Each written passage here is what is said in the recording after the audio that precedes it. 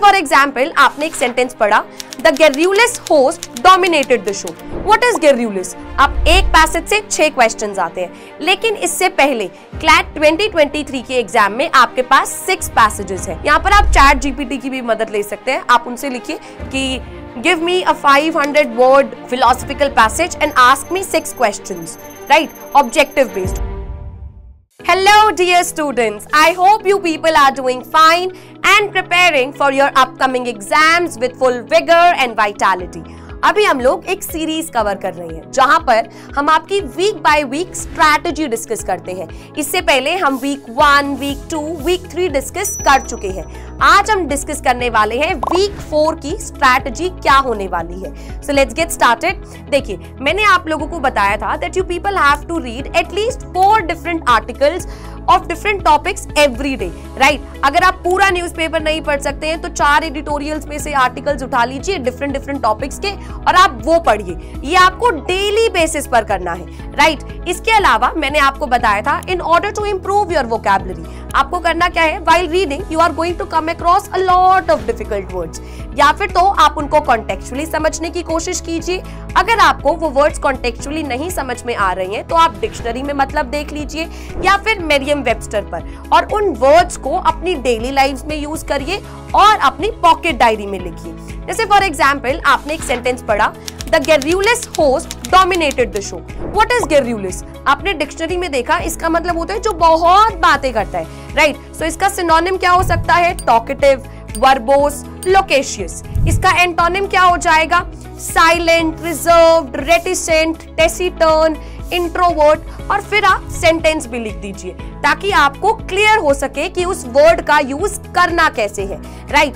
इसके अलावा आपको डेली बेसिस पर वर्ड पार मेड इजी के 2 से 3 सेशंस लगाने हैं and make sure you are consistent with these 3 things.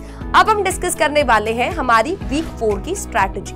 आपको करना क्या है, डे 1, डे 2 और डे 3 को क्लैट 2023 के पैसेजेस सॉल्व करने हैं। अभी आपके पास क्लैट 2024, क्लैट 2025 जो आप सॉल्व कर चुके हैं उसमें 4 पैसेजेस आते हैं, 24 क्वेश्चंस आते हैं। एक पैसेज से 6 क्वेश्चंस आते हैं, लेकिन इससे पहले क्लैट 2023 के एग्जाम में आपके पास 6 पैसेजेस हैं और उन 6 पैसेजेस से 30 क्वेश्चंस हैं, मतलब एक पैसेज से आपसे 5 क्वेश्चन पूछे गए हैं। तो आपको डेली बेसिस पर 2-2 पैसेजेस सॉल्व करने हैं, जो ज्यादा हेक्टिक भी नहीं होगा क्योंकि आपके पास बाकी सभी सब्जेक्ट्स भी हैं कवर करने के लिए, राइट? आप डे 1 को कोई भी 2 पैसेजेस करिए, उससे 10 क्वेश्चंस कर लीजिए।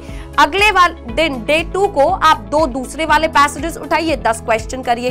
डे 3 को 2 पैसेजेस फिर उठाइए और कर लीजिए। अब आपने PYQs कवर कर लिए हैं क्लैट 2023 के, और आपको अच्छे से एनालाइज करना है कि आपने क्या क्या गलतियां की हैं, राइट? देखो, आपने अब आंसर कर लिया है, राइट? तो आपको ये तो देखना पड़ेगा कि आपने क्या सही किया है, क्या गलत किया है। अगर आप कुछ भी गलत करते हैं तो आप अपनी एरर लॉग में उसको जरूर मेंशन करिए। आपको कैसे एनालाइज करना है, आपको देखना है आपने किस तरह के क्वेश्चन में गलती की है, कौन सा टाइप ऑफ क्वेश्चन है, इन्फ्रेंस बेस्ड है, रिट्रीवल है, फिगर ऑफ स्पीच है, ग्रामर है, वोकैबुलरी इन कॉन्टेक्स्ट है, स्ट्रेंथनिंग है, वीकनिंग है, मेन आइडिया है।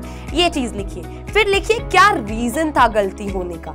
आपको क्वेश्चन नहीं समझ में आया, आपको पैसेज नहीं समझ में आया, आप ऑप्शंस में कंफ्यूज हो गए, आपको कंसेप्ट क्लैरिटी की प्रॉब्लम है, या अभी आपको ग्राउंड्स ऑफ एलिमिनेशन पर काम करना है। आप ये रीजंस भी अच्छे तरीके से लिखिए। सो डे 1, डे 2, डे 3 आप PYQs करेंगे क्लैट 2023 के। अब बात करते हैं डे 4 और डे 5 की। डे 4 और डे 5 पे आपको ग्रामर का एक बहुत ही इंपॉर्टेंट टॉपिक कवर करना है।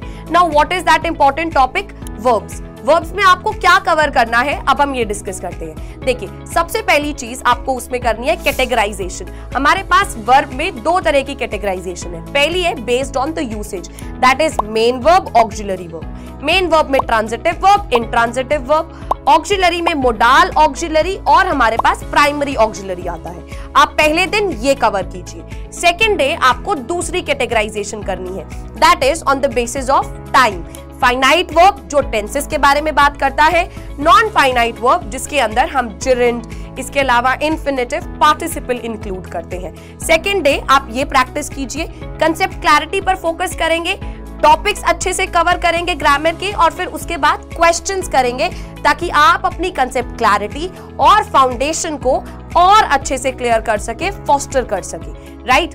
ये है हमारी डे 1, डे 2, डे 3 की स्ट्रैटेजी, डे 4, डे 5 की स्ट्रैटेजीज। अब हमारे पास 2 दिन बच गए हैं, डे 6। डे 6 को हमें एक मिक्स्ड बैग करना है, right. We are going to practise some passages. अब या फिर तो आप इन्फ्लुएंशियल एसेज उठा सकते हैं एक्सर्प्ट्स में, या फिर किसी एसे से। इसके अलावा आप किसी ब्लॉग से, न्यूज़पेपर से, फिलोसफिकल बेस्ड या फिक्शन बेस्ड, अगर आप कोई भी नॉवेल पढ़ रहे हैं उससे रिलेटेड एक्सर्प्ट आप प्रैक्टिस कर सकते हैं। यहाँ पर आप चैट जीपीटी की भी मदद ले सकते हैं। आप उनसे लिखिए कि give me a 500-word philosophical passage and ask me 6 questions, right? Objective based, और फिर आप अपनी लर्निंग बूस्ट कर सकते हैं। अब आपको डे 7 पे क्या करना है? आपको डे 7 पे आपने जो भी पढ़ाई की है, राइट, आपने पैसेजेस किए हैं, आपने PYQs किए हैं, आपने ग्रामर का टॉपिक किया है, आपने पॉकेट डायरी में जितने भी वर्ड्स लिखे हैं, आपको वो सभी के सभी रिवाइज करने हैं संडे को। देखिए, मैं हमेशा अपने स्टूडेंट्स को बोलती हूँ, unless and until you are not revising, आप नहीं मान सकते हैं कि आपको वो चीजें क्लियर है, राइट। आपको रिवाइज करना पड़ेगा। और मैं इससे पहले भी एक ग्राफ के थ्रू आप लोगों को समझा चुकी हूँ कि कैसे जो हमारी रिटेंशन है वो पहले दिन 90% होती है, एक हफ्ते बाद हमारे पास 60%, फिर एक महीने बाद 20%। अगर आप इसको उसी हफ्ते के एंड में फोस्टर कर लेंगे, इंप्रूव कर लेंगे, वापस 90 कर लेंगे, तो देयर आर चांसेस कि by the end of the month आपको चीजें अच्छे से याद हो, राइट। तो अपनी रिटेंशन को इंप्रूव करने के लिए we people will be revising everything that we have done in the last week. ये है आपकी वीक 4 की स्ट्रैटेजी। अगर आपको इससे रिलेटेड कोई भी प्रॉब्लम्स है, कोई भी क्वेश्चंस है, make sure you put it in the comment section. That is going to be all. Happy reading, my dear students. Focus and stay consistent.